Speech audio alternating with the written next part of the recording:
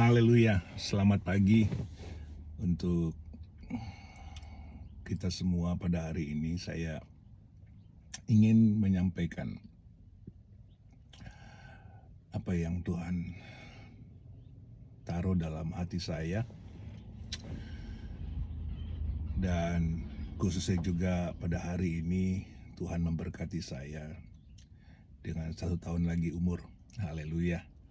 Di hari ulang tahun saya ini saya ingin bagikan renungan firman untuk kita, yang dimana Tuhan ingatkan ketika terjadi komunikasi antara Hawa dan Satan, ya, yang kita tahu iblis yang dalam bentuk ular pada saat terjadi di Taman Eden. Sebelum kita mulai, mari kita berdoa ya. Kami bersyukur Bapa di sorga, kasih-Mu yang begitu hebat, di mana Engkau menyatakan betapa dalam, luas, lebar, dan tingginya kasih-Mu Tuhan. Kematian-Mu di kayu salib, Engkau nyatakan jalan di mana kami boleh memperoleh, mengambil dan mendapat bagian kembali apa yang pernah hilang, apa yang pernah diambil oleh iblis. Firman-Mu mengingatkan bahwa iblis datang untuk mencuri, membunuh, dan membinasakan.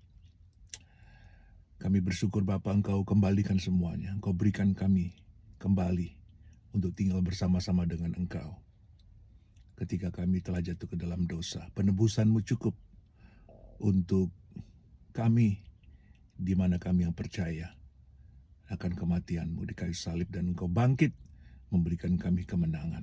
Tuhan Yesus, terima kasih saat ini Engkau telah menaruh firman-Mu dalam hatiku yang aku mau bagikan, khususnya Bapa di hari ulang tahun ini yang Kau berikan kepadaku 1 tahun lagi umur. Aku bersyukur Tuhan.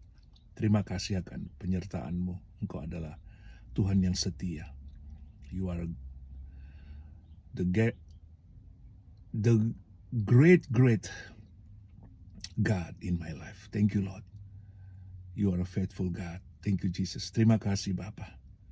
Kami bersyukur hari ini kami akan dengarkan firman-Mu. Berikan kami hikmat dan pengetahuan daripada Engkau Roh Kudus. Terima kasih Bapa.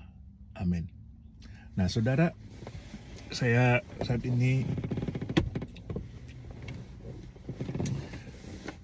mendapatkan satu isi hati Tuhan, di mana Tuhan mau berikan buat kita. Saya ambil firman Tuhan di mana Tuhan letakkan di hati saya juga dari Kejadian pasalnya yang ke-2,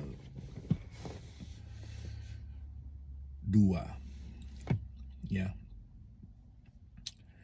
ayatnya yang ke-19. Haleluya. Lalu Tuhan Allah membentuk dari tanah segala binatang hutan dan segala burung di udara. Dibawanya semuanya kepada manusia itu untuk melihat bagaimana ia menamainya, dan seperti nama yang diberikan manusia itu kepada tiap-tiap makhluk yang hidup, demikianlah nanti nama makhluk itu. Manusia itu memberi nama kepada segala ternak, kepada burung-burung di udara, dan kepada segala binatang hutan. Tapi baginya sendiri ia tidak menjumpai penolong yang sepadan dengan dia. Lalu Tuhan Allah membuat manusia itu tidur nyenyak. Ketika ia tidur, Tuhan Allah mengambil salah satu rusuk daripadanya, lalu menutup tempat itu dengan daging. Dan dari rusuk yang diambil Tuhan Allah dari manusia itu, dibangunnyalah seorang perempuan, lalu dibawanya kepada manusia itu. Nah, saudara, ketika Tuhan membentuk Hawa, kita tahu dan kita sudah mengerti bahwa Hawa itu dibentuk oleh Tuhan materialnya, ya, langsung dari tulang rusuk yang diambil Tuhan, ya, dan Tuhan membentuk Hawa itu manusia yang menjadi kawan sepadan yang menjadi istri untuk Adam. Nah, yang saya mau bagikan di sini adalah semuanya itu Tuhan laksanakan, Tuhan lakukan, ya. Setelah, nah ini yang menjadi yang saya bagikan kepada saudara. Renungan ini luar biasa, saudara. Setelah Tuhan menyampaikan sebuah firman kepada Adam, ya, dan Tuhan berfirman dalam Kejadian pasal yang kedua ayat yang ke-17. Tuhan bilang seperti ini. Saya mulai dari ayat yang ke-16. Lalu Tuhan Allah memberi perintah ini kepada manusia. Semua pohon dalam taman ini boleh kau makan buahnya dengan bebas. Tapi pohon pengetahuan tentang yang baik dan yang jahat itu, janganlah kau makan buahnya, sebab pada hari engkau memakannya, pastilah engkau mati. Jadi firman yang telah disampaikan oleh Tuhan kepada Adam itu disampaikan sebelum Tuhan membentuk Hawa.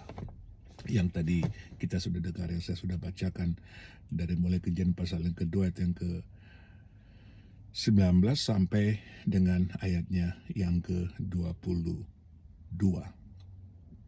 Dari rusuk yang diambil Tuhan Allah dari manusia itu dibangun seorang perempuan, lalu dibawanya kepada manusia itu. Nah, saudara, yang menjadi fokus kita pada hari ini adalah telah terjadi sebuah komunikasi antara Hawa dan iblis, ya, di mana disitulah kejatuhan daripada Hawa.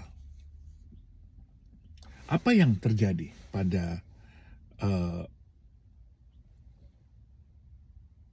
komunikasi yang telah dibuat pada saat itu, pada momen itu, antara iblis yang dalam bentuk ular dan Hawa?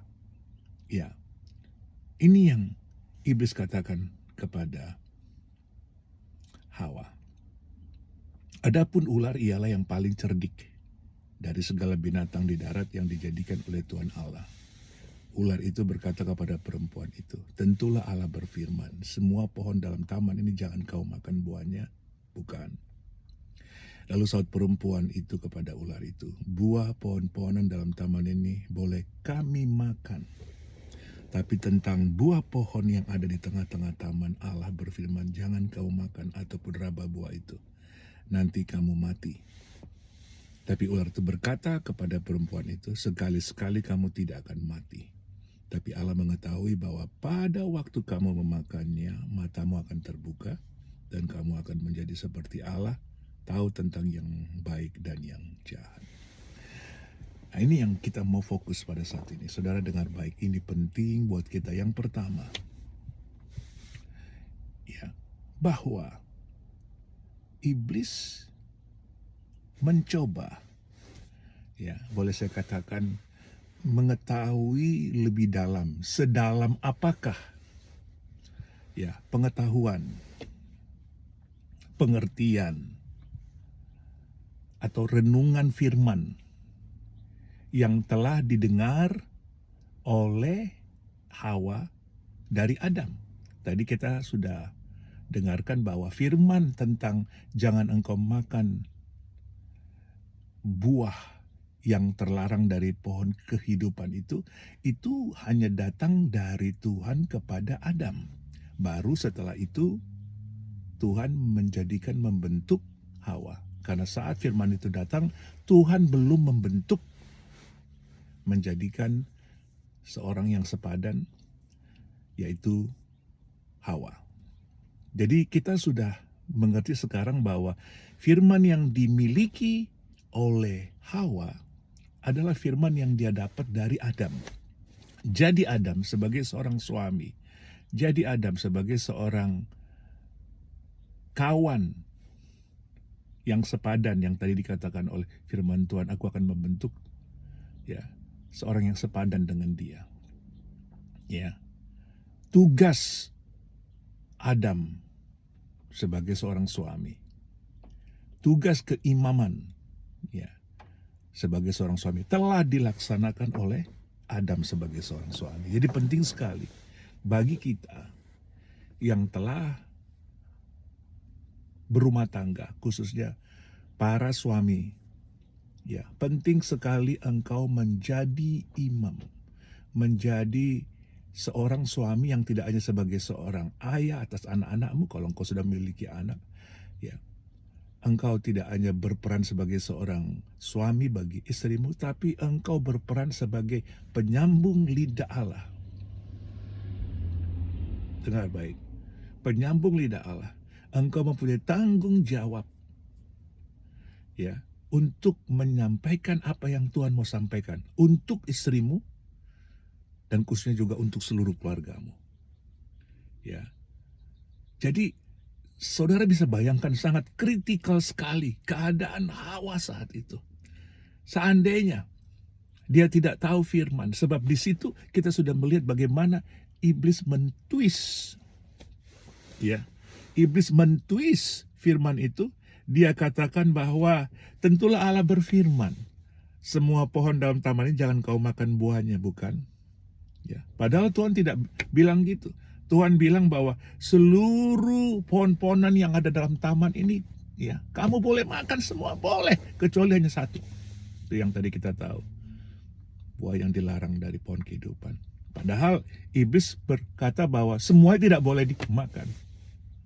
Nah, saudara, betapa berbahayanya, sangat-sangat kritikal keadaan Hawa saat itu sebagai seorang istri, dan bila dia tidak tahu firman Tuhan.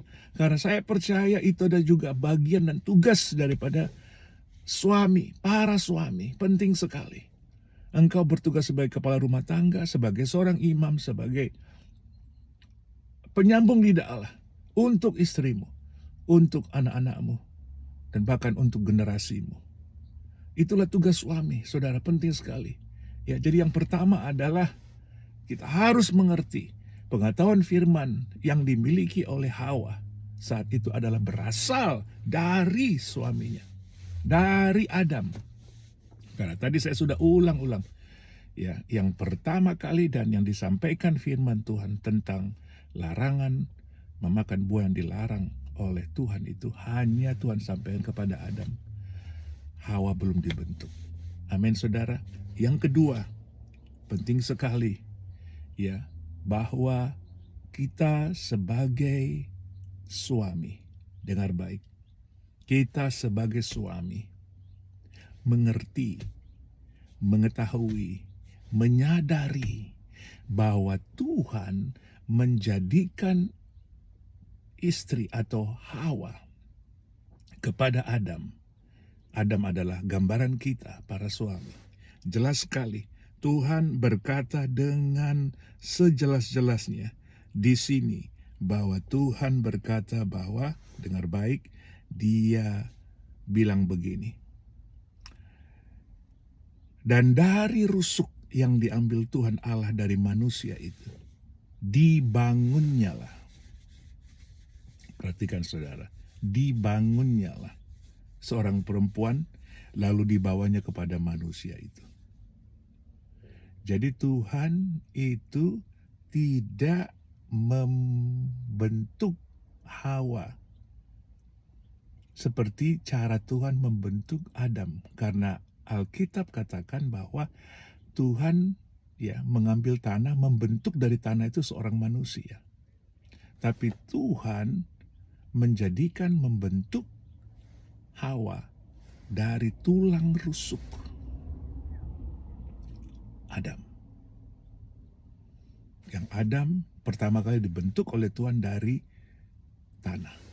Ya, benar bahwa awal manusia dibentuk itu dari debu dan tanah. Tetapi dari sini kita lihat bahwa Hawa dibentuk oleh Tuhan dari tulang rusuk Adam. Alkitab menulis He built, ya, Tuhan membangun, ya, Tuhan membentuk, ya, dalam bahasa Indonesia dikatakan bahwa dibangunnyalah. Jadi seperti saudara perhatikan cara orang membangun sebuah rumah, membangun sebuah gedung atau building apa saja. Perhatikan saudaraku, itu pasti dimulai dari pondasi, dari bawah. Ya, construction apapun di seluruh muka bumi ini tidak ada dimulai dari atas, saudara. Selalu dari bawah. Yang kedua, setelah yang pertama kita tahu penting sekali tugas kita sebagai penyambung lidah Allah. Yang kedua, dengar baik saudaraku, untuk kita para suami. Engkau harus tahu, istrimu dibangun dari engkau. Istrimu dibangun dari engkau. Dari tulang rusukmu. Artinya apa? Saudaraku, tugas kita membangun mereka, membentuk mereka, karena mereka dari kita, dari bagian dari kita. Dan Tuhan mengambil tulang rusuk, jadi ada satu tulang yang diambil oleh Tuhan, itu tulang rusuk kita, para suami, para laki-laki, diambil oleh Tuhan dan dibentuk oleh Tuhan untuk menjadikan seorang istri, seorang perempuan untuk kita yang kita tahu dan kita panggil sebagai istri kita. Jadi dari situ kita tahu persis tugas kita para suami, tugas kita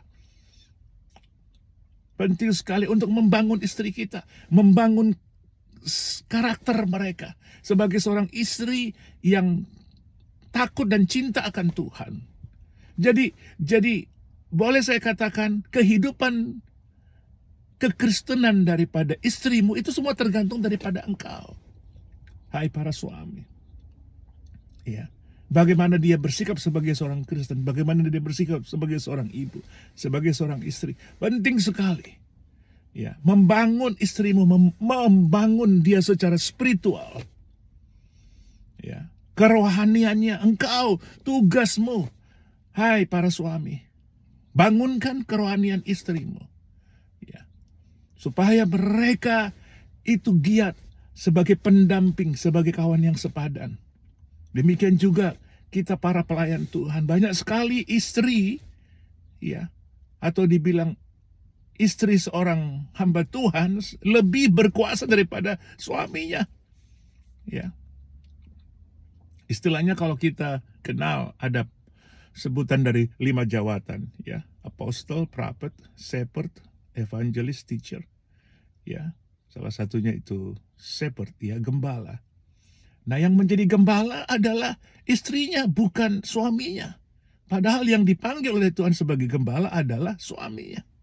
Tapi istrinya lebih berotoritas. Saudara, ini sangat berbahaya. Dengar baik, tugasmu lah yang membangun istrimu. Itulah sebabnya perhatikan, ketika dalam keadaan yang begitu kritikal sekali, terjadi komunikasi yang sangat menentukan, dan kita tahu akhirnya Hawa kalah. Dia jatuh ke dalam dosa. Nah, akibatnya juga semua manusia jatuh ke dalam dosa. Dimulai dari Hawa ke Adam sebagai manusia pertama. Tapi puji Tuhan, haleluya, Yesus Kristus telah menghancurkan kuasa dosa bagi kita yang percaya. Amin, saudara. Nah, ini yang saya membagikan untuk kita. Yang pertama, laksanakan tugas kita sebagai penyambung lidah Allah untuk istri kita. Itu penting, saudaraku. Karena cepat atau lambat godaan itu datang, temptation itu datang untuk para istri. Ya, yang kedua, itu lebih lagi sangat kritikal. Saudara, engkaulah yang membangun kerohanian istrimu. Itulah sebabnya itu dimulai daripada suami, dari atas turun ke bawah. Amin, saudara. Nah, yang terakhir, ini yang saya mau bagikan. Apa yang dikatakan oleh Hawa ketika terjadi komunikasi yang begitu, saya katakan sangat mengerikan saat itu. Ya, yang pertama kita bayangkan kalau dia tidak tahu firman Tuhan. Ya, tapi puji Tuhan saat itu dia kembali kepada pengetahuan firman Tuhan yang dia dapat dari Adam. Ya, meskipun toh akhirnya ya Hawa jatuh juga. Ya. Kemudian yang kedua, ya, bahwa Adam memiliki tugas, suami memiliki tugas untuk membangun ya kerohanian, ya, kehidupan istrinya. Yang ketiga ini, saudaraku, pagi hari ini saya sungguh-sungguh diingatkan oleh Tuhan yang saya bagikan kepada saudara. Perhatikan. Kejadian pasal 3 ayat yang ke-6. Perempuan itu melihat. Haleluya. bahwa buah pohon itu baik untuk dimakan dan sedap kelihatannya. Lagi pula pohon itu menarik hati karena ia memberi pengertian. Lalu ia mengambil dari buahnya dan dimakannya dan diberikannya juga kepada suaminya yang bersama-sama dengan dia, dan suaminya pun memakannya. Dosa itu boleh saya katakan tidak ada dosa kecil, tidak ada dosa besar. Seringkali kita menganggap bahwa that's okay, Pastor Otto, this is only the little thing. It's not big deal. No, there is no big deal. Dosa itu akan membuah, akan boleh saya katakan melahirkan dosa kecil. Kalau saudara mau katakan baik, dosa kecil, dosa besar baik. Tapi saya mau katakan, dosa kecil akan melahirkan dosa besar. Itu dimulai daripada hal yang kecil. Perhatikan, perempuan itu melihat. Jadi dimulai daripada melihat. Setelah dia sudah mulai terkena perangkap atau godaan daripada iblis saat itu, kemudian dia mulai mengarahkan matanya untuk melihat. Saudara, ini yang saya ulang dan saya bagi-bagikan khususnya dari mulai awal tahun 2024 ini. Tuhan menghendaki kita memiliki mata rohani. Tidak hanya mata jasmani. Saat itu, apa yang dilihat oleh Hawa, dia mengandalkan dan dia memakai 100%. 100%. Karena mata rohani dia saat itu sudah tertutup. Sudah mulai tertutup. Ya, istilah saya, sudah mulai tidur. Makanya Alkitab katakan, bangunlah hai engkau yang tidur. Ya, sebab hari telah gelap. Perhatikan baik saudaraku, di sini kita penting sekali untuk memperhatikan mata rohani kita, yaitu mata iman kita. Di mana engkau mengikut Tuhan, di mana engkau melayani Tuhan, dimanapun engkau berada, berjalanlah senantiasa bersama dengan Tuhan. Bagaimana caranya kita berjalan bersama dengan Tuhan? Mengandalkan mata rohani, mengandalkan mata iman, melihat apa yang dilihat oleh Tuhan. Ya, jangan hanya mengandalkan mata jasmani. Alkitab katakan ketika Hawa melihat bahwa buah pohon itu baik untuk dimakan dan sedap kelihatannya, itu adalah penglihatan mata jasmani, itu adalah penglihatan fisikal kita yang akan mengalir ke akal pikiran kita, kepada otak kita, kepada brain kita. Kemudian baru turun ke sifat-sifat kemanusiaan kita, hawa nafsu, keinginan-keinginan yang seringkali membuat kita jatuh. Dan apa yang terjadi? Betul saudaraku. Nah, lagi pula pohon itu menarik hati karena memberi pengertian. Ya, itu tadi saya katakan jelas, mulai dari mata, mulai ke pikiran kita, mulai turun ke hati kita, memberikan pengertian. Dan di situ, saudaraku, mata rohani kita tidak berfungsi. Seandainya mata rohani daripada Hawa tetap berfungsi di situ, itu berbicara tentang iman, berbicara tentang firman, dia tidak akan mengambil. Karena firman selalu lebih kuat, firman Tuhan selalu lebih hebat, firman Tuhan selalu lebih dahsyat. Tapi apa yang terjadi? Mata rohani telah tertutup. Dan dia hanya mengandalkan mata jasmani. Saudara, itu juga yang saya bagikan kemarin, hari Minggu. Ketika Lot melihat lembah Yordan, bahkan dikatakan seperti taman Tuhan. Alkitab khusus menulis seperti itu, seperti taman Tuhan. Artinya everything is nice, beautiful, green. Ya, banyak airnya katanya. Maka Lot memilih lembah Yordan. Ya, padahal dia telah diberikan kesempatan. Ya, bahkan boleh saya katakan oleh Tuhan melalui Abraham. Ya, Abraham bilang kepada Lot, lihatlah ke timur, ke barat, utara, selatan. Mana yang kau suka? Silakan. Engkau memilihnya terlebih dahulu. Lalu dia lihat ke timur, barat, utara, selatan, dan dia akhirnya memilih lembah Yordan. Prinsip yang sama. Setelah mereka berpisah, Lot pergi, Tuhan juga tanya juga kan kepada Abraham, sekarang lihatlah engkau ke utara, ke selatan, ke timur dan barat. Perhatikan, kata Tuhan, lihat, Dan saya percaya tanah yang dilihat oleh Abraham saat itu adalah tanah yang sudah gersang. Karena apa? Tidak mungkin itu masih ada tanah yang lebih bagus lagi daripada tanah yang dipilih oleh Lot. Itu adalah istilahnya ampas, tanah yang sudah sisa. Tapi Abraham melihat itu bukan dengan mata jasmani, tapi dengan mata rohani. Jadi kemanapun engkau pergi, kemanapun engkau melangkah, jangan lihat keadaan yang di situ. Lihat bahwa engkaulah penghasil berkat. Firman Tuhan ada dalam kehidupanmu. Engkau berjalan dengan mata rohani. Engkau suami, engkau istri, engkau sebagai bertugas sebagai apapun, sebagai pelayan Tuhan, sebagai bos, sebagai manajer, sebagai supervisor, sebagai employee, sebagai bawahan, apa saja tugasmu dalam kehidupanmu saat ini. Andalkan mata rohani berjalan bersama dengan Tuhan. Itulah saudara yang saya bagikan untuk kita pada pagi hari ini. Yang pertama, sekali lagi, perhatikan saudara, untuk para suami engkau adalah penyambung lidah Allah. Jangan lupa itu. Yang kedua, engkau mempunyai tugas untuk membangun kerohanian istrimu. Ya, perhatikan baik-baik. Ya, karena itu adalah sudah tugas kita. Karena mereka dibangun dari tulang rusuk kita, dari bagian dari kita, tidak bisa dipisahkan. Ya. Yang ketiga, saudara, berjalanlah dengan mata rohani. Karena Tuhan mengasihi saudara. Tuhan mau saudara mendapat tanah yang dijanjikan oleh Tuhan. Rencana Tuhan yang sesungguhnya buat saudara tidak pernah berubah. Arahkan mata pandanganmu ke sana. Lihat, aku menjadikan segala sesuatu yang baru buat hidupmu.